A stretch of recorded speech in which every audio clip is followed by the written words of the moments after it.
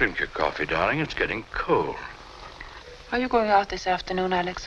No, my dear. I have some letters to write. What are you going to do? Oh, I just have a little shopping.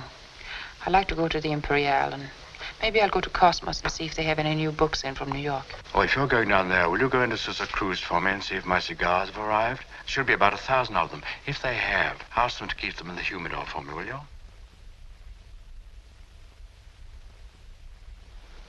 Anything wrong? No. The light bothers me. I have a bit of a headache. Would you mind? Oh, yes, I think we can fix that. Thank you. You know, some people get too much sun down here. You must be careful. I think you can be very proud of yourself, Mrs. Sebastian. That sand that Devlin brought in shows uranium ore. So now we know what we're driving at.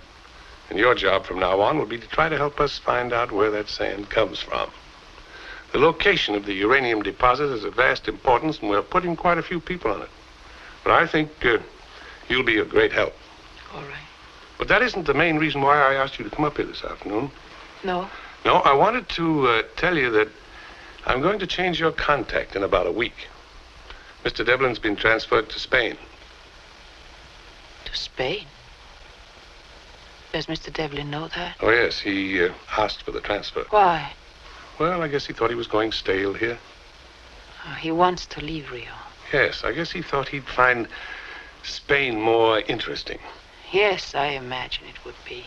There really isn't very much for a brainy fellow like Mr. Devlin to do in Rio anymore. Well, of course, it is more or less routine now. In the meantime, I'm to report to Mr. Devlin as usual. Oh, yes. He'll be here until the new man arrives. Thank you, Captain Prescott. I'll keep my ears wide open. Bye. Goodbye. Oh, and go easy on that sun, hey?